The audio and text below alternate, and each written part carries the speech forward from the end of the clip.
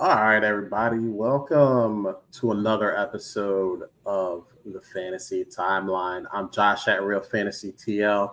I'm with my main man, Bill at Super Duper Flex. Bill, how you doing, man? Man, looking forward to it. It's always nice to talk some football. And tomorrow we have another week starting, so it just never ends during the season, does it? It's just constant barrage of news and adjusting and figuring out what you're gonna do based on whatever happened this week, and it's so much fun. It's so much more like actionable than like the off season. Which might be why we weren't doing really shows during the off season. Right, exactly. And the NFL does it. I think they do it so well because you go 18 weeks. Doesn't seem like a long time, but you got football on Sunday, you got football on Monday, you got football on Thursday. You're just like, and then if you're fantasy heads like us, you know, we got, we got to set our waivers on Tuesday so we could check them out on Wednesday. So, and trades. So, yeah, man, NFL does it right. And week two, man, week two had a lot going on. We didn't think it was going to have a lot going on, but it has a lot going on. I will say, we should talk about this for a minute or two. We don't have to go super in depth. But before we go to good, bad, and ugly, I don't know if you saw the big trade, the big NFL trade. Cam Akers going to the Minnesota Vikings. I said in a group chat that I'm in, that kills two running backs with one move. I don't think Cam Akers is anything. Weren't they already kind of dead? I think we killed them. They may have been on life support. I think we pulled the plug with that move. Cam Akers was definitely dead. We'll find out, right? We're going to find out real quick. We're going to find out real quick. And I think Alexander Mattison was on life support and Cam Akers just came in and pulled that plug. So, yeah. We got some zombie corpses running around in Minnesota in that backfield. But thought we'd mention that real quick just in case somebody's jumping on and they didn't hear the news. So I almost wonder if what's the head coach in Minnesota? Oh God, I'll look it up. But because he worked for worked with McVay. Right. Everyone did. Everyone in the league has worked with. I almost wonder if he's basically doing Kevin O'Connell. Kevin O'Connell. Yeah, almost feels like he was just doing McVay a solid by saying, "Well, we'll just take him, to get him out of your get him out of your way, and we'll see what happens." So, and by the way, and the fact that it's conditional 6th to 7th round pick in 2026, that just tells you. And the condition's probably going to be ridiculous. You know what I mean? Like the Vikings have to make the playoffs, and he has to be on the roster or something. So it's going to end up being like that. The Vikings gave up literally nothing for him. Listen, that's a true friend. Because Bill, I would not take Cam Akers off of your hands, and we're pretty good. Take him out of a dynasty team if I had any. Nah. We're not that good of friends. Even for free. He's not worth the roster spot? You have to pay me.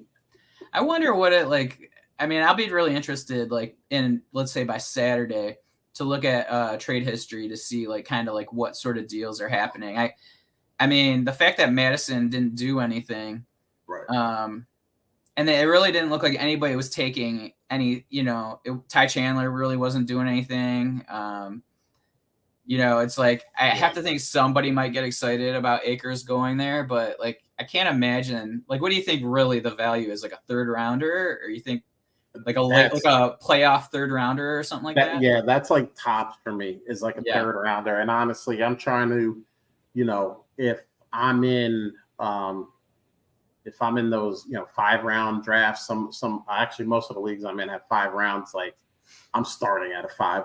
I have. And it's kind of like you said, is it not even worth the roster spot? I if mean, I if obviously it I'm depends on the league, right? right, but if let's say I'm a contender in a 12-team league, what's Cam Akers, RB6 on my team most likely? Like, yeah, I'll just go get the next guy, where the starter gets hurt. Like, I'll use my Cowboys for example. Tony Pollard goes down. All right, I'll go out and trade for Rico Dowdle. Like, that's kind of like where I'm at with Cam Akers, where it's like, Yeah. cool, I'll find the next backup somewhere. Like, but if you like in a 16-team league, that would be something that he probably is worth adding just for the depth of a For league sure. like that. Yeah. For sure. Like even if it's like a late third rounder, that's like 40, pick 40 something. Exactly. You're kind of in that same range. You know what I mean? Like a 12-team fourth rounder is in that 40s range. But like in a 16-teamer, I'm not paying like a late second rounder, which would be pick like 32. No. So I'm not paying that in any league. Maybe a third and a fourth would be the most you would pay. Like, I mean, yeah. If I'm desperate, if I, let's just say I'm in a 16-teamer, I'm a contender, I had Nick Chubb, something like that, a situation like that where I'm like, oh my God, what do I do here? Or if I'm, if I was rocking with Kenny Gainwell and feeling good about myself, and now it looks like it's DeAndre Swift who's going to take over for as long as his body holds out. Yeah, situations like that where it's like, all right, yeah, like I'll throw that, that third out there. I would so rather Gainwell like by a mile. I think I agree with you talent wise. I understand the situation. Philadelphia is like New England. Like, God, you have one running back from that team. You have no running backs from that team. It's just like, because next week, here, I'll put it on the record right now. Week 3, I don't even know who the Eagles are playing. Guess what?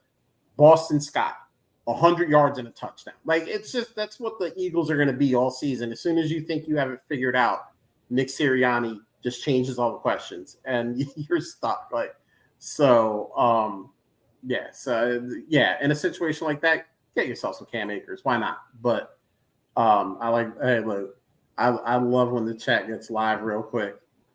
It's Rico Suave Dowdle, Josh. Respect. He's on my team. I like Rico Dowdle. I'm just saying, like, Cam Akers is in that Rico Dowdle type of player for me. Like, if Tony Pollard goes down and he springs, same thing like with the, like a Craig Reynolds. Like we're talking about kind of like, Dave Montgomery's hurt a little bit. Craig Reynolds might be a thing for a week or two. Like, that's what Cam Akers is to me. Like, you're going to have him on your team. You're never going to know when to play.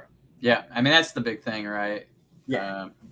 Like, there's probably going to be a week where everyone goes, you were all over Cam Akers and he went, for 102 touchdowns. And I was like, did you start him? Because the last 3 weeks he's had like 10 combined carries for 4 yards. Like, we're never going to know when that's going to pop off. So that is our Bashing Cam Akers segment, sponsored by me. So why don't we do this, man? Now that we kind of got that little trade out of the way, why don't we get into the good, bad, and the ugly for week 2? Oh, you got something? No, I thought there was another news thing. I couldn't remember, but no, I might be mistaken. That's all good. I may be forgetting something. We'll figure it out. We'll do some producing on the fly as people. Yes, I'll look some up. All right. So good, bad, and ugly.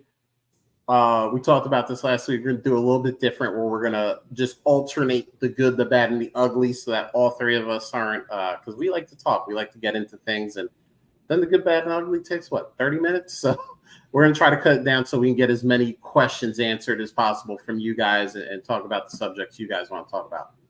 So I'm going to start off. I got the good.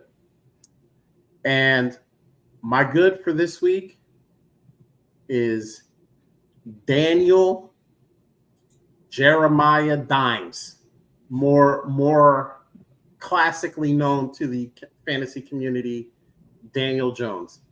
Listen, it was bad week 1.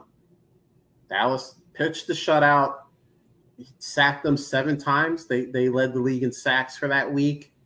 Intercepted him once or twice. It was bad. It was just bad overall for Daniel Jones. And if you had Daniel Jones on your team, you were like, wait, they paid this guy $160 million?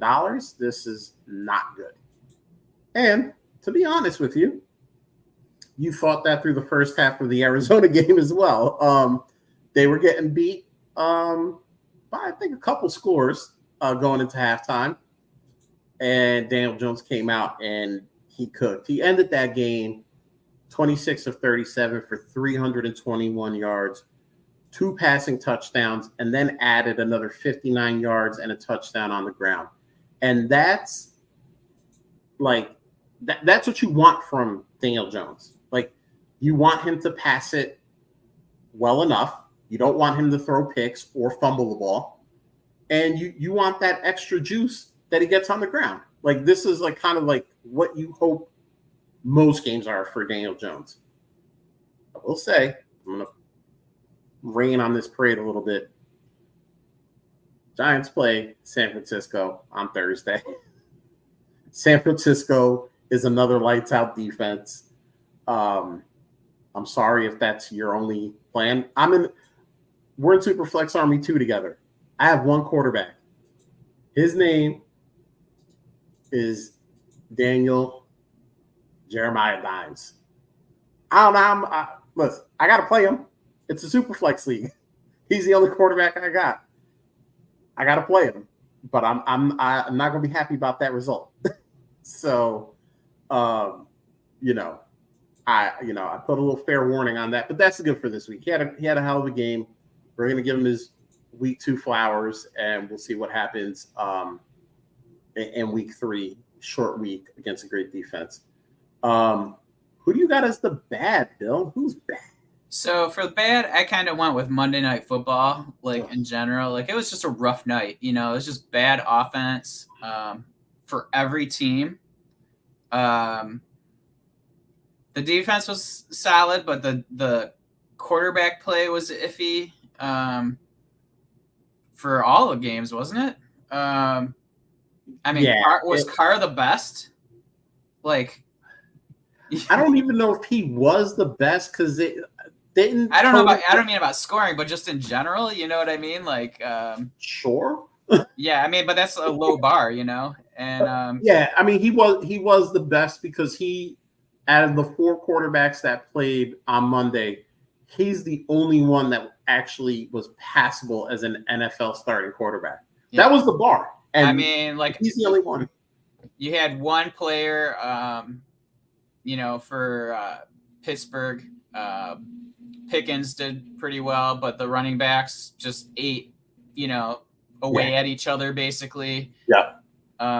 We lose Nick Chubb, which is just a devastating, I heard this on some other podcasts, and a coworker and I were talking, and it's like, I don't know anybody that really disliked Chubb. You know what I mean? He's just a guy that you can root for. He kind of reminds me of Barry Sanders now. He just kind of goes about his business. He's one of the best in the league, and there's just not much to say bad about him. So that was awful. It just the whole thing was awful. It was just, Watson was terrible. Mr. Face Mask. Pickett was terrible. It was just young. Bryce Young was terrible. He didn't even know where to line up. No, he was literally lined up behind a guard, and Sanders had to push him over to line up behind the center. Twice. He pushed him twice because he still didn't get under the center. Yeah, so I think, he's just a little – you hope that he figures shit out. He looks calm enough, but, I don't know. I don't know if he's ever going to be anything beyond, a souped-up game manager, maybe. So, it was just a rough Monday night. And the cherry on top of the rough Monday night was, Chubb, like I said. So just a bad, bad night. Yeah, totally agree. Monday night, my God, I'm actually shocked that on X, everyone wasn't talking about Monday Night Football like they usually talk about Thursday Night Football. Let's get rid of it. Yeah, or the Madden curse, right? The last 3 were Hamlin, DeMar Hamlin last year, then Aaron Rodgers, and then Chubb. Yeah, like holy hell, man. Yeah, the Monday night curse for sure. And it's crazy because, obviously, we do a lot of dynasty. We try to talk about everything on here. We try to talk dynasty, redraft, all of it, But you and I, focus a lot in dynasty. And it's one of these things where, man, we love these quarterbacks that get taken at top 5, usually in the actual NFL draft. We love them for leagues, especially because we mostly do super flex. But man, you have to be a real special breed to go from that much winning, because usually if you're a top 5 quarterback, you did a lot of winning in college, to going to a team where some losing is going to happen for, even if it's just a year, where you're just on the worst team in the league the previous year. They're not good at a lot of places. That's why they were the first pick and they took you. And it seems like some people have that mental makeup to kind of, get through it and say, I understand this is a process. There's going to be some losing involved, but there's a light at the end of the tunnel. And then we see some guys where they can never get there mentally, where, the losing is just too much for them. Because let's face it, they were great in high school. They were great in college. Losing wasn't really a thing they had to encounter too many times. NFL is a different animal. And, it's just interesting. Just something I was thinking about while you were talking. But we'll get to the ugly. And honestly, Bill, what you said could have definitely been put in ugly. It was bad. It could have been put in ugly. And I think the Nick Chubb injury would have been the reason that that was literally the ugly. Yeah. That was literally the ugly. Yeah. It could have tipped everything you said into ugly. But I'm just going to go with Jacksonville. I know, Josh, Jacksonville. That's a broad brush. You're absolutely right. It's a broad brush. But Trevor Lawrence, 216 passing yards, 0 touchdowns. Guess what? That's not what you want out of Trevor Lawrence. He was a top 5 to 7 startup quarterback in drafts this year. You're not looking at 216 passing yards and 0 touchdowns. That's not what you want from a guy like that. That's something you would cheer a Zach Wilson for getting, but that's not something you want from Trevor Lawrence. Travis Etienne, 12 carries, 40 yards. Again, 0 touchdowns, 3.3 a carry. That's not good. That is not good. Whoa. Calvin Ridley had to do something right. He was a beast last week. 2 for 32. What? How did we only get that guy 2 receptions after what he did last week? How? And it's funny because I do a lot of Sunday morning. I do a lot of, I just answer sit questions. I just answer, and, I said on a few questions, I said, your Jags, put them in. It's going to be a shootout. It's going to be, you have obviously Patrick Mahomes, Travis Kelce's back. You have, all the weapons in Jacksonville, and that was a 17-9 game. Zay Jones, right? Zay Jones kind of showed himself week 1. Monster, right? 0s all across. No receptions, no yards. Now, if you weren't scared off of Christian Kirk from last week, he went 11 for 110. How many people were starting him? Probably got scared off a lot after week 1. Well, it's going to be a lot of Calvin Ridley and Zay Jones, And then I will say Evan Ingram, 6 for 57. So if you're playing in those, 1.5, 1.75, 2 point tight end premium leagues, he probably got work done. I think Fantasy Pros, I think it was tight end 6 on the week. So, but Jacksonville was just didn't think that was going to happen. but that's what happened. So that's my ugly for the week. You know, that's week 2, man. That's week 2 in a nutshell. You got your good, you got your bad, you got your ugly, and we're gonna move on to some questions because got a question here.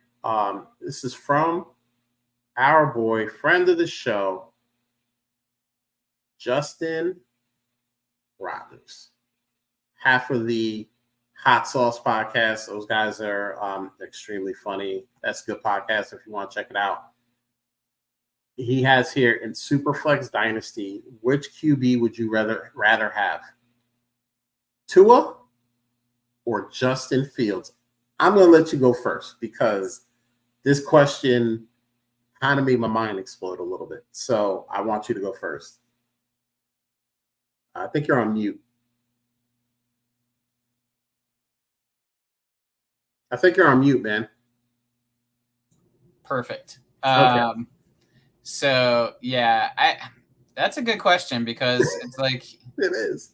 It's all about like, you know, you kind of go ceiling, but then you like Tua has ceiling, right? Like, I mean, he's obviously shown that. But then there's like the health. I mean, honestly, I feel like Tua has a longer leash than Fields does. Like this is a conversation I think we had a couple weeks ago, or maybe it was even last week, about how like sometimes you have to kind of figure out. We had this conversation about Justin Fields actually, where it's like if things don't go well, there's a chance he's not a quarterback, you know, soon. I think Tua has a job for a while as long as he's healthy, and so like I think Tua is the answer here. I mean, redraft, I would much rather have, but I know the question's for Dynasty, but redraft, I'm totally going Fields because the risk's not there, right? But, I mean, really, what are you getting for Fields at this moment? Like, it's like, I think a lot of people are afraid to add him. So it's almost like one of those things, it's like, is it low enough to where the risk is worth adding him? But if I have the choice between the two, I think I'm probably going Tua at this point, just because I feel it's a safer pick, and I don't necessarily think that the ceilings of the two are grossly different as long as Tua stays in Miami. Like, granted, if he's in another city, everything changes, but the likelihood of him changing is probably similar to the likelihood of Fields being a quarterback, for 6 years. So, yeah, you were talking about what you'd possibly have to add and all of that. Ruben Almada actually responded to this question as well. Half of the Coast to Coast Fantasy guys. That's a great podcast too. He said you better get prepared to add it first to Fields to get Tua. So here's I want to pose this to you in the form of a question, like we're on Jeopardy. Who are you taking if, let's just say, I send you a deal and I go, scared about this Justin Fields cat. He's scaring the hell out of me. I will give you Justin Fields and a mid-first, and you would then send me your Tua in return. Is that you're doing that, or are you saying, I don't know about that yet? I'm doing that.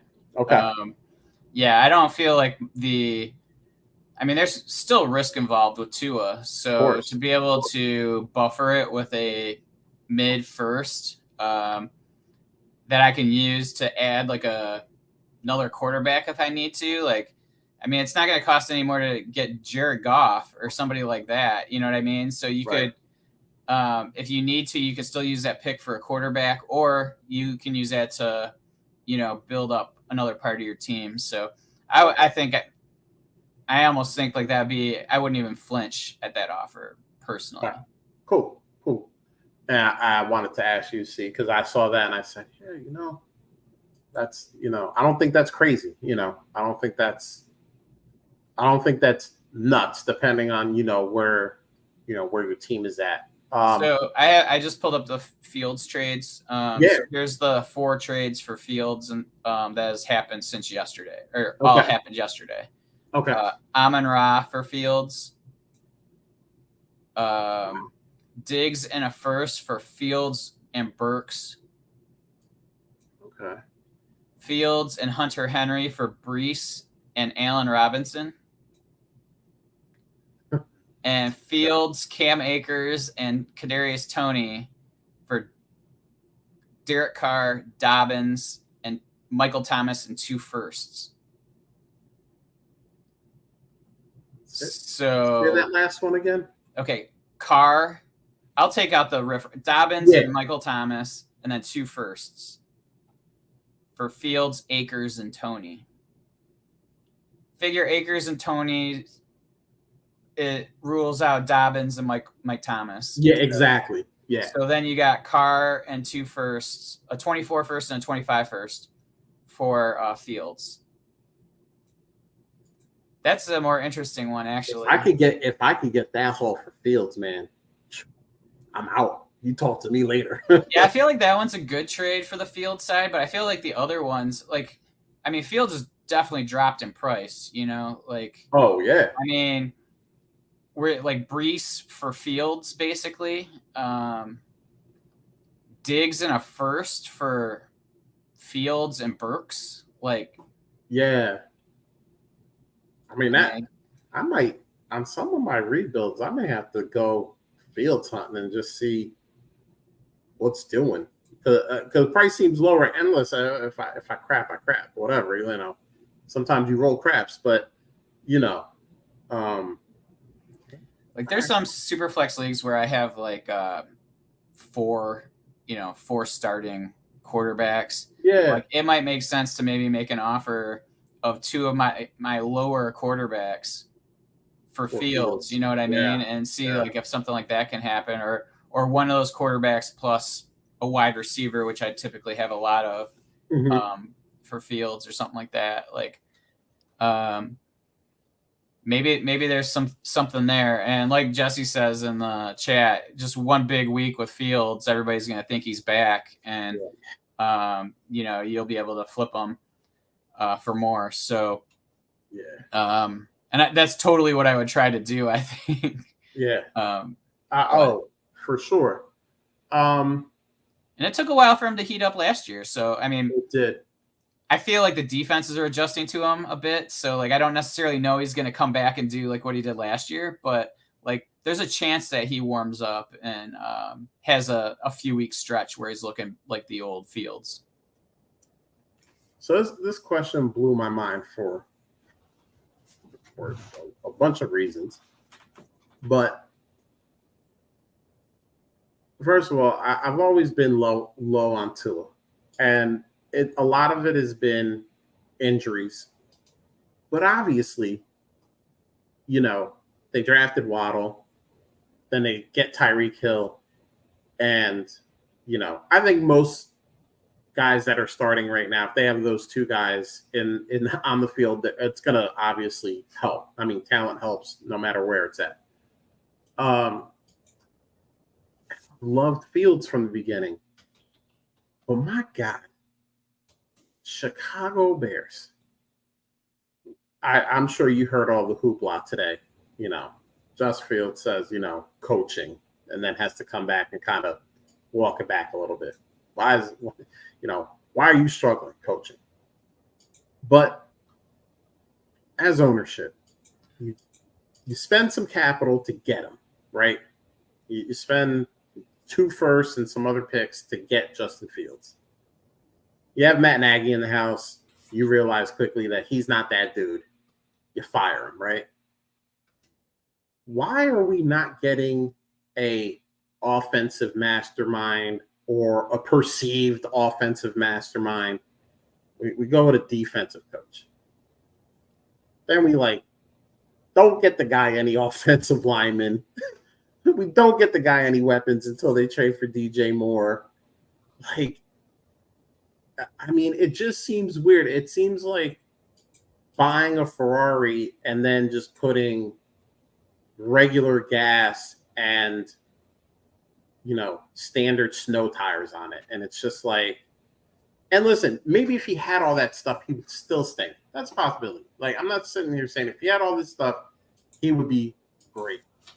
But my goodness, I mean, not putting your guy in a position to succeed, it just like blows my mind where it's like, we're not even going to try to help him out. We're just going to be like, all right, Justin, like, you're going to have to run for your life and not throw at anybody.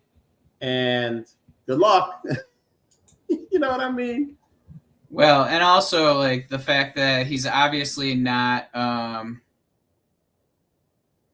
he's not necessarily a great processor, right? So you need to like fortify a line. I mean, that's why he was so successful at Ohio State. It's because he had a line that could give him 6 seconds, Right. And so like that's a reason why I have a lot of friends from Chicago, so they were all like just beating their chests, like, how did you guys let him drop, and well, maybe that we're seeing why, now, and he's just not a good processor of defenses and things like that, and that's why he gives up so many sacks. Just because he holds on to the ball so long, because that's what he did in college. So, but this is your third year in the NFL now, bro. You know what I mean? You need to start like. There's got to be something on you at some point to be able to adjust or improve yourself. Like we were talking at work today a little bit about this in general, just like comparing him to Hurts. And like Hurts played, at 2 universities with multiple different offensive coordinators. So he was always learning new systems. And so he learned how to adjust and kind of figure things out and work on different styles of game. Well, Fields never had to do that. He was at Georgia, then he didn't win the job, so he goes to Ohio State, and then he plays behind. All he's got to do is stand back there and pick defenses apart.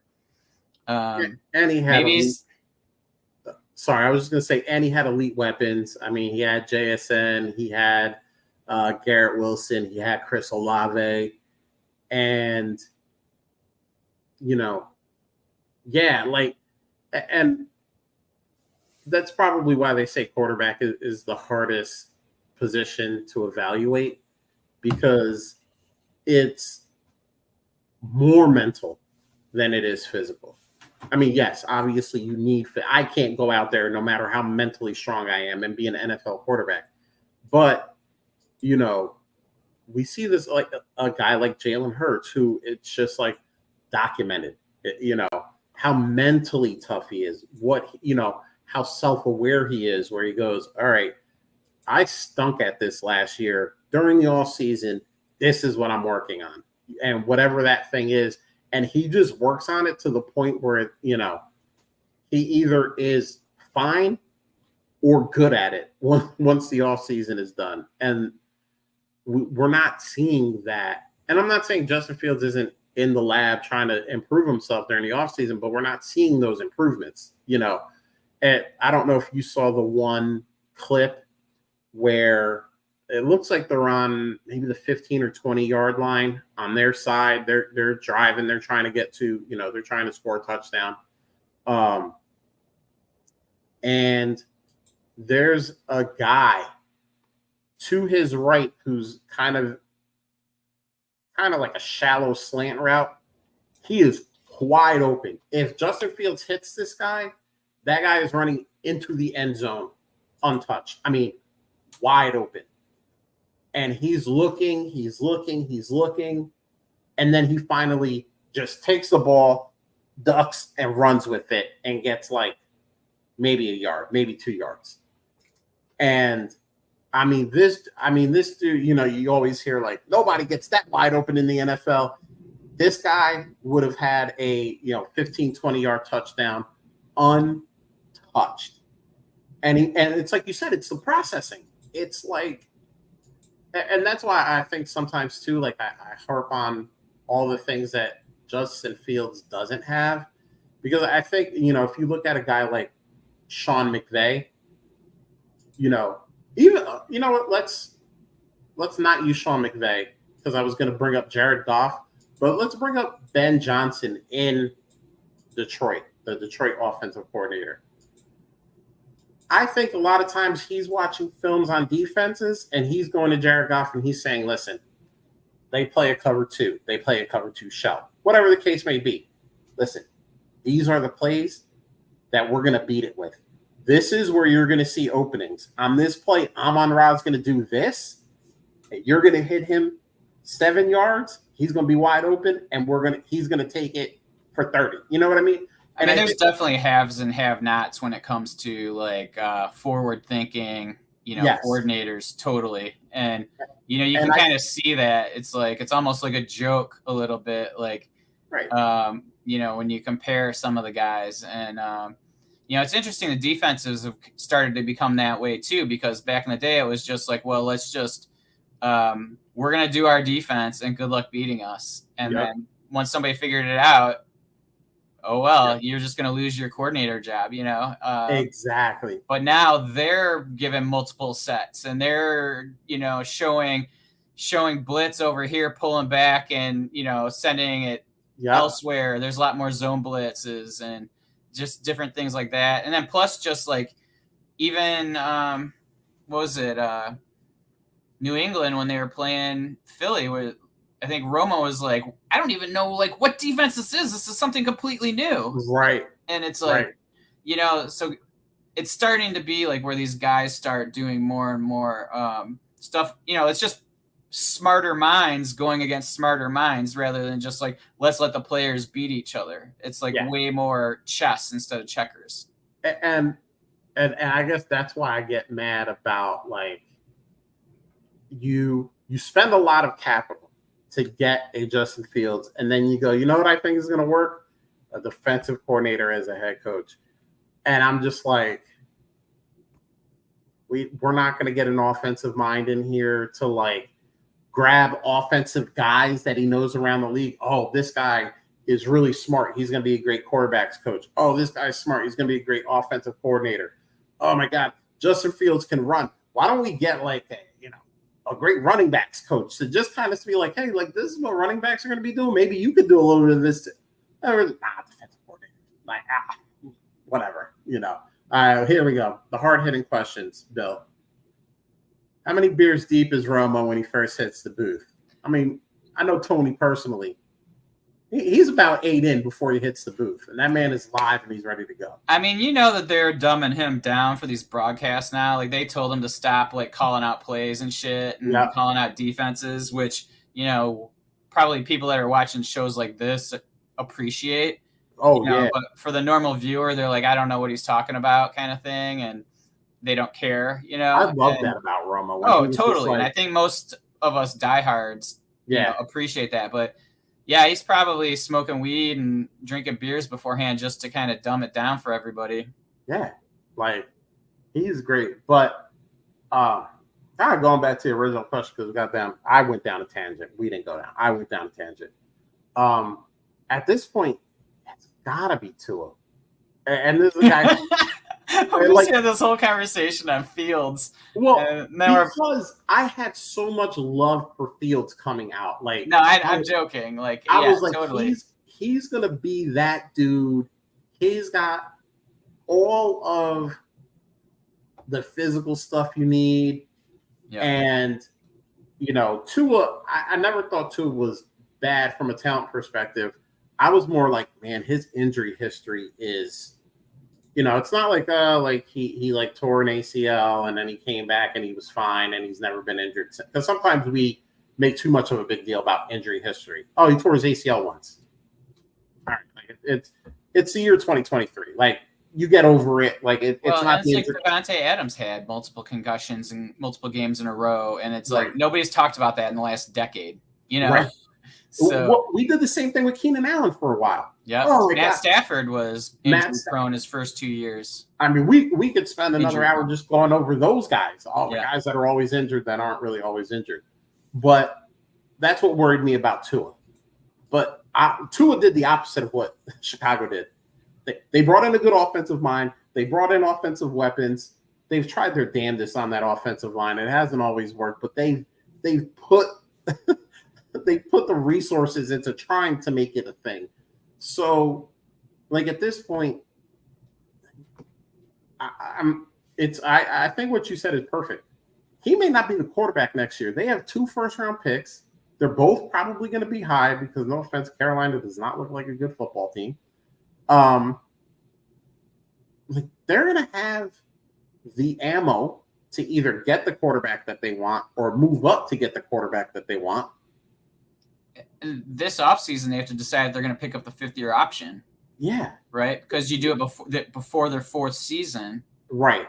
And so yeah, yep, you're right. They'll have to decide that. And so this is a make or break year. And it's like, okay, well, then do they try to just trade him? Like, and somebody else hopes they can do something with them, or you know what I mean? Like, because you're not going to keep him and then draft a rookie, are you? I mean, no. I mean, it would probably be like a draft day trade. I would almost think, kind of like what the Lions did with Swift. Yeah, exactly. Or what the Cardinals did with Josh Rosen back in the day. They drafted Kyler. They pitched it. They finally got a deal that they liked, and they shipped them out. But I mean, at this point, you're kind of in this position where you got a guy who wasn't drafted by the current regime. No offense, those guys are probably on the hot seat because now we're talking about 2. This is season number 2. Didn't look good season number 1. It's not looking too good in season number 2 right now. And we're not talking about a guy who, it's not like a Mike McCarthy who was a good coach somewhere else and is now coming in. Like, this guy was a coordinator that they brought in. Nowadays those guys aren't really getting long leashes. They're not in there 5, 6, 7 years and then getting the axe. It's kind of like season 2, season 3. We're not doing this thing. All right, get out and we'll figure this thing out. So yeah, I mean, we're both going to it's crazy that I'm saying that because I've always been lower on Tua than I think most, but at this point it's just what it is. That's what the truth is. Well, this kind of just leads to another question. It's like, does it make more sense to bet on a quarterback because of their talent or a quarterback that's in a system of a talented coach? Like Kirk Cousins, I could argue, isn't the most talented, right? Agreed. Yeah. But he's now in a system with a really good offensive coach. Yeah. Tua, same thing, right? Like Tua's good, and I always predicted Tua to be in that 12 to 15 range for fantasy, just because he's kind of felt like a game manager. Right. He almost feels like a souped up Jimmy Garoppolo to me. The way I like that. So like, and he has like incredible, skill position players. So it's like, it's one of those things as Jared Goff, another one, like he's mediocre, in this grand scheme of things, but he's good enough with a really good coach. So like, it's interesting. Like, I almost wonder if sometimes, situation's so much more important, like, especially past the elite players. You know what I mean? You have the elites of the elites. Of course, yeah. Bet on those guys all the time. But then that next tier, do you feel great about like who's the guy that we feel is like a really talented guy that's not on a good offense? Like,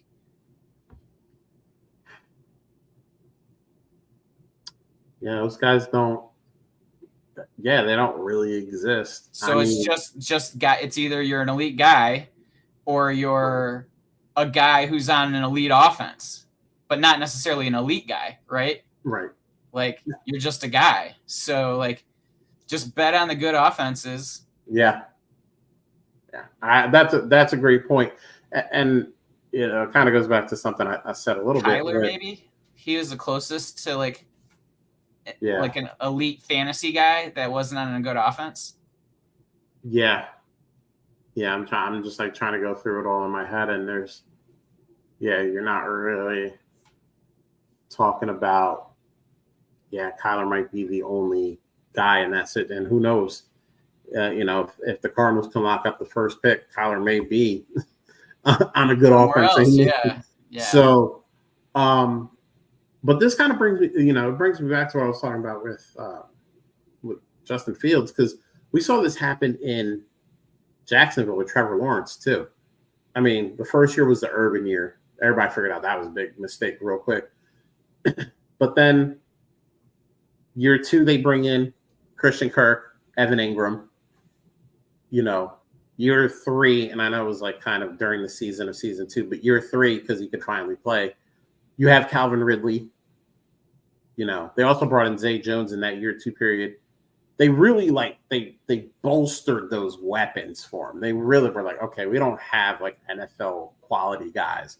All right, we're getting them in free agency. We're trading for them. We're doing all this stuff to make them a thing. And I think we have to look at good organizations too. Like organization, they gave him a good head coach, and they gave him a good head coach. Yeah, agreed. So we have to look at those things too, where we're like, I kind of understood why some people were like, oh, we got to trade Trevor Lawrence. Like, they're not picking good coaches. They're not bringing other talent around him to help him. And then we saw during that offseason, all right, Urban Meyer's gone. He was not made for the NFL. We're going to bring in all these weapons. They've tried to do things on the offensive line as well to really make that offense like compatible with like what the NFL should be. And I think we have to look at that too. Like I thought Chicago was getting on that plan kind of with the DJ Moore trade, but they haven't figured out like we got to do stuff about this offensive line. Like we have so they drafted a tackle right in the first round. Round. I mean they're trying.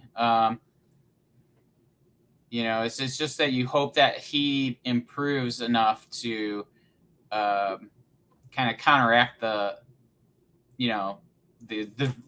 development of the line, like where he can at least kind of improve a bit so that the line doesn't look quite as bad. Mm-hmm. But the processing. So. Oh yeah, and trust me, this is not all on just the way they've built that team. I mean, Justin has to take a lot of that himself because I mean, especially after seeing that clip too, where like dude is wide open. And we're totally becoming a Justin Fields show. Like I swear to God, like we're talking about him. Like we talked about him like for 15 minutes last week, I think too. Did we really? Oh my goodness! I think so. So I apologize, but it's an interesting topic at this moment because we could shift gears though. We could talk about this trade that we got in the OG League. We talked about it a little bit before the show started, but we can put at least 5 minutes onto this and just see. I think we were kind of in agreement, but we got an offer from our man Dynasty Beach Boy. And he wants to send us one George Kittle for David Montgomery and Pat Freiermuth. So, Bill, I mentioned to you that I think it was an episode where you weren't here. It was Drew and I. How I'm just kind of like, George Kittle is now, he might be the top end of it, but he's in that mass of like 7 to 17 when it comes to tight ends. Like top 6, it's like, ooh, want the top 6. Then after that, it's like, they're all the same. Sure, all of them are probably going to have a week where they blow up, but it's never going to be consistent, and you're never going to know when it's going to happen. So, in that case, how do you feel about George Kittle, and how do you feel about this trade? So, like, I think I mentioned to you, I think that people are starting to get a little nervous about Kittle. I've seen a lot of offers recently where people are offering Kittle up. Like I put Pickens on trade bait in the league, and somebody offered me Kittle for Pickens and something else. And I think people are just starting to like get a little nervous because he's blocking more. They have 2 really good wide receivers plus elite running back. So there's just a lot more weapons, and so they don't necessarily have to use him. And I got to think, he's always beaten up. So like I have to think his body's starting to break down a little bit. So yeah, I mean, I actually put it into like a couple of calculators, the DLF and the DTC, and it's quite close. The offer, like when you tally them up, I think the DLF is like 318 for Kittle and 331 for the package. Okay. DTC is 26.1 for Kittle and 28.2 for the package. Okay. So, pretty close. So according to those, it's fair. Honestly, like I like the upside of Kittle, like if he hits, but the problem is there's more and more games where he's not. And so like I think that before you knew you were gonna get like 8 points or something out of him, or like whether it's 3 catches and 50 yards or something like that, at a minimum. And then he still had his ceiling games where he was going to score 3 touchdowns, 140 yards, and 8 catches or whatever. And so I just feel like Freiermuth isn't a ceiling guy, but running backs are, for our team in particular, we need the running backs at the moment. So like we can't really give up Montgomery. And I feel like selling Montgomery now is a bad decision just because like it looks like he's going to have a role regardless. I don't think Jameer's going to be like, we'll see this week when Jameer doesn't get all the touches and everybody freaks the fuck out because he's not getting, 80% of the touches. And that's just not going to be Jameer's role. He's going to get 40 to 60, just depending on probably the game. So, I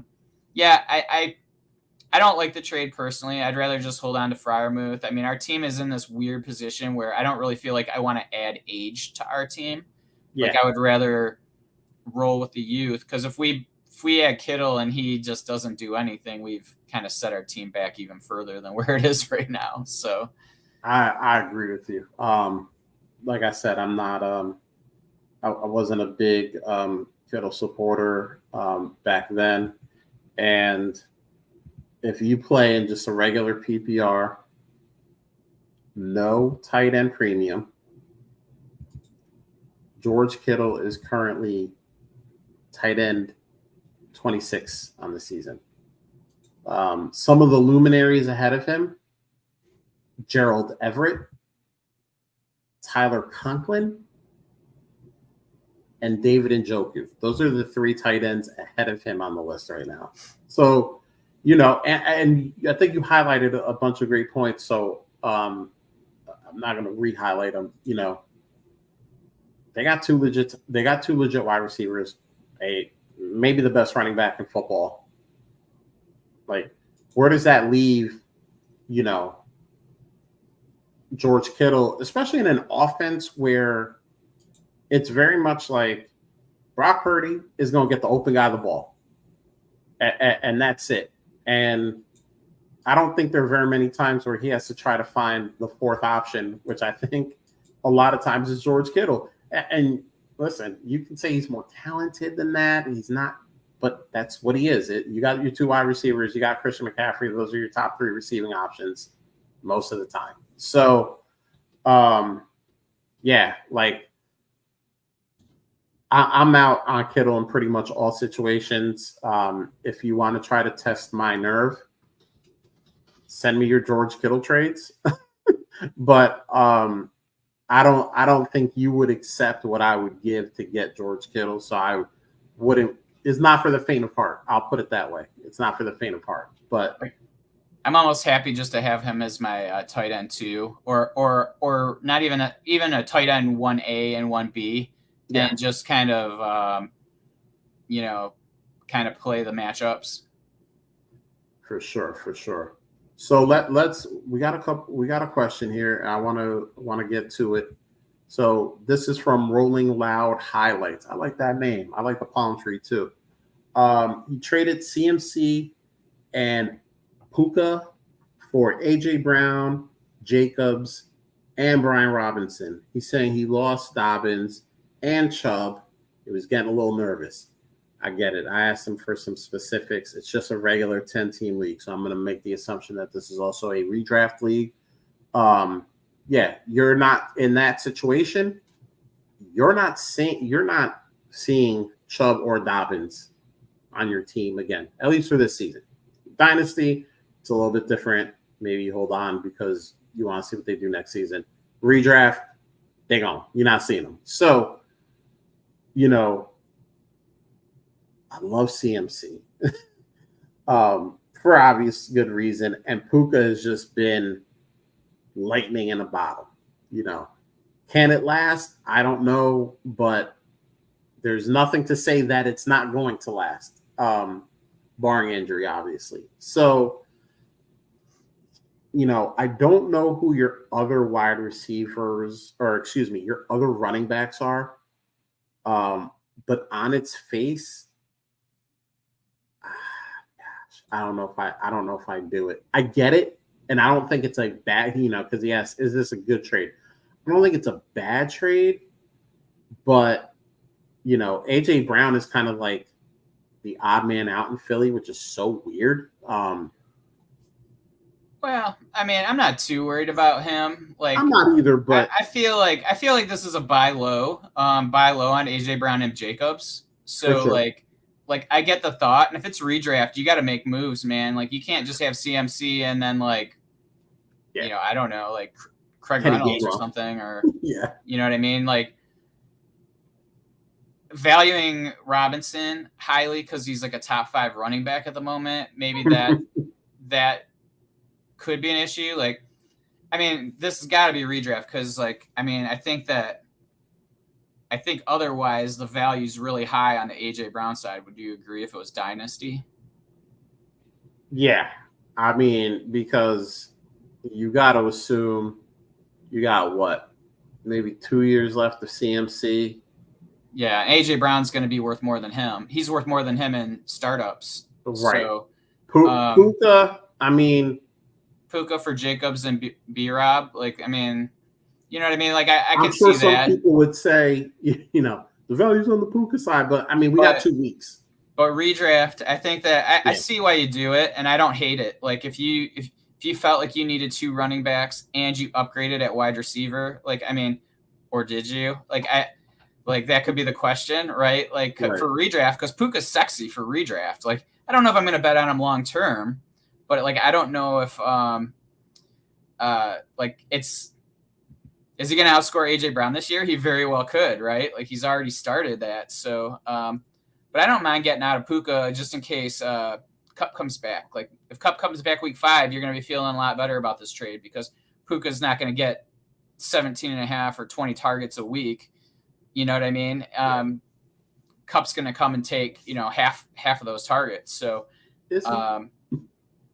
well, I mean, if he comes back, and that's a big if, but right. Yeah, that's an interesting one. I don't hate it. Like, I think it's an all right trade. And if you felt like you needed to change it up, and if you feel a little more secure having 2 running backs because you lost Dobbins and Chubb, I'm down for it, and you're just kind of moving stuff around. You're upgrading at running back a bit. You're probably your second running back. So yeah, I'm fine with it either way. I don't think it's awful one way or the other. Like, without all the other information, it's hard to say yay or nay, but I think the trade's reasonably even-ish. Yeah, I think you actually, Bill, you convinced me to be a little bit more bullish on the trade. So yeah, I'm not going to say he won or lost or right. won or lost, but I think it's reasonable. I think I was more in the lose, and I put that in quotes. side of it, not that it was terrible, not that he got fleeced or anything, but hearing you talk through it, I think you make a lot of good points. I think you've kind of shifted me more towards I get the trade, there's a lot of good to it. Here you go. Let's throw this one up here too. From our main man, Puff Pass Kick. He told me over the weekend, and he's curious what you think, Bill. He had a trade that kind of this summer that coincides with the trade we were talking about in our league, 12-team Superflex, 1.5 tight end premium. He got Freiermuth for Christian Kirk and Fant. And there's a 2 of 2 on here. Tony Madison. Okay, so I think these are two separate trades. All right, okay, so the first trade is Freiermuth for Kirk and Fant. Freiermuth, gave up Kirk and Fant. I mean, Freiermuth was getting a lot of steam this offseason, so I get it. And you had to think Kirk was going to take a little bit of a hit just because of the of Ridley coming. So Ridley's going to play outside. I mean, Kirk is going to play pretty much slot once that happened. So he's going to have less routes than he did last year, likely. So I don't hate it. Fant's an interesting one. I've kind of been adding him a bit because, a lot of times these guys don't pop until their second contract. And his contract comes up, I think, after this year. So maybe he's on another team that's not the team that likes to play 3 tight end sets. You know what I mean? It's just maybe he goes somewhere that wants to utilize their tight end. Who that is, I don't know. But Dallas. But yeah, I mean, I feel like that's a fine trade in the summer. We're not real happy where Freiermuth is. We're betting on Pickett getting better. Oh God. We haven't seen that yet. So maybe he does, maybe he doesn't. If he doesn't, he's not going to be the quarterback long, and it's fine for Dynasty for next year, Yeah, totally agree. And then there's a 2 of 2 here. Had another trade this summer that was Tony and Madison for Kirk, Nico, and a 24 fourth. Have Stroud, so I like the Stroud-Nico stack. I'm sure you like it even more now. Only other tight ends are Juwan and Michael Mayer, Juwan Taylor and Michael Mayer. Like the addition of a young, solid tight end. So thoughts. Okay, so I think prior to that, traded Tony and Madison for Kirk, Nico, and a 24 fourth. Is that how it worked? I'm kind of not really following this. I like Nico's. I mean, looking like a true X, So he's been really interesting, and I mean Stroud's way more aggressive than I gave him credit for. So he's I traded him away in one league. I think it was to Beach actually, and so I'm sure he's really happy about that. So yeah, I like Adam Freiermuth. If you had Juwan and Mayer, I mean Mayer could have been the bad, right? I heard a stat today on one of the podcasts that I was listening to where there's only one team that's targeting their tight ends at less than 10%, and it's the Raiders. So basically turned Kirk into Freiermuth. Yeah, I don't hate that. I still don't hate that now, to be honest. No. I think that's fine. So, and 1.5, I'll take that. I don't necessarily know that trade's going to either make or break your team. You know what I mean? So, I mean, Nico could kind of make your team. I mean, that's probably the win in the whole trade. Actually, yeah. But I mean, the net that Puff puts his hand, turning Kirk into Freiermuth. Yeah. This is a great flash for substance trade. Tony was getting a lot of hype because obviously it was all right, it's the Chiefs. He should be the number one because Sky Moore didn't do anything last year. Yeah, they drafted Rashee Rice, but nobody was really hyping him up. you know, only thing there is Travis Kelce. And as we're starting to learn, that's probably the only thing they need. And then Madison, obviously, big hype. Dalvin Cook is out of town. He's going to be that guy. They don't really bring in anything, to challenge him. So, trading that flash for kind of the substance of like Christian Kirk. Yeah, he had a great season. We expected it to go down, but we, still expected the Jags to be a good offense. So, there was a little bit of a dip. And Nico, I think, was the upside where it's like, if you can get the Texans receiver, and we didn't know who that was before the season started.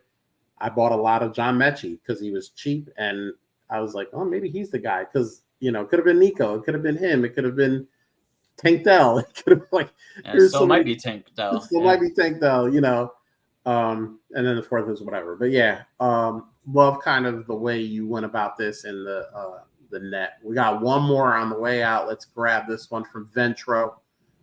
Should I trade Zay Flowers for D-Hop? Obviously not dynasties. This has got to be a redraft.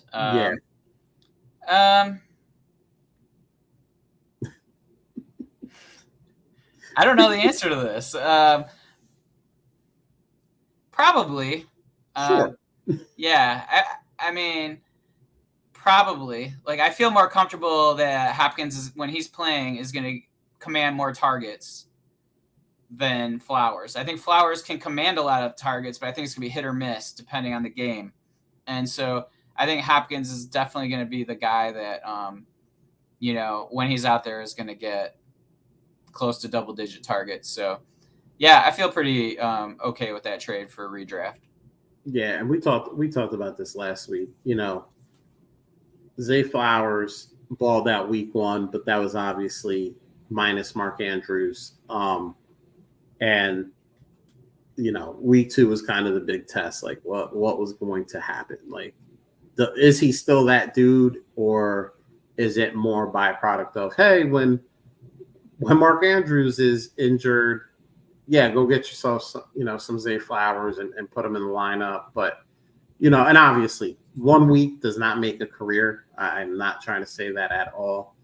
But, it's almost kind of like we just talked about with Kansas City. You have Travis Kelce, and then, sure, the other guys are going to get involved, but, Like, I trust all the wide receivers with Baltimore before I do the wide receivers with Kansas City. Would you agree with that? Also agree. My boy Sky Moore had a week though. Yeah, but do you trust him? Oh no, I don't trust anybody in any of these equations. Yeah, I mean, Zay Flowers can probably garner the most trust just because we've kind of seen him like kind of dominated that game. You know what I mean? Yeah. Like, we haven't seen like Kadarius Toney. I mean, sure, he's going to dominate one game this season, and when he does, spoiler alert, I'm going to tell you to trade him for first, because he's the only guy in the league that every year he has a blow up game, you can trade him for first. I'm going to tell you to trade him for a second. I mean, sure, I say trade him for a first because somebody's going to give you a first. He's the weirdest dude in NFL history. He has one blow-up game a year, and you can get a first for him. Everyone's like, oh, he's going to keep doing it. Trade yesterday, Kadarius Toney and Kyron Williams for JSN. Hey, people like losing. That's fine. Jerome Ford and a first for Kadarius Toney and a fourth. People like losing. So you're right. I mean, you can get a first almost now for He is the weirdest player in NFL history. He does nothing for 95% of the season. One blow-up game, you're getting a first for him. It's happened every year since he's come into the league. Toney in a second for Carr in a third. Superflex? Yeah. Yeah, people like losing. I mean, it's just amazing. People like losing. That's all I can say. And then Kadarius Toney for Justin Ross in a fourth. Like, it's like each, we're going to try to figure out who the guy is going to be on that team. He's so all over the place. Yeah, like you can get him for a fucking cup of coffee, or you have to pay for, a Lambo. Yeah, and listen, This can be another George Kittle. Send me all your Kadarius Toney trades and see if you can find a price low enough that I accept your trade. Because I have been anti-Kadarius Toney since day one, and every year he has the one game, and all the people come, "Oh, you hate on Kadarius Toney? Look at him now!" And I'm like, "Yep." And he's like Punxsutawney Phil in my area. You're gonna see him once a year, then he's gonna stick his head right back underground, and you ain't gonna see him for 365 more days. So, but on that note, I think we can. I think we have successfully done our duty. I think we did a good job. It was good doing this with you, Bill. Obviously, Drew couldn't make it this week. Yeah, definitely missed because we always have fun when it's the three of us. But Bill, you and I think we killed it. You can put this in the Podcast Hall of Fame. Best podcast ever. Oh, here we go. Puff Pass is always on point. Punxsutawney. Yeah, that's what he is. You're going to see him once a year, baby, and then go get that first. Listen, Bill, I hope you're on. Whatever week Punxsutawney comes out, so you can just hear me say see his shadow. He saw his shadow. One good game.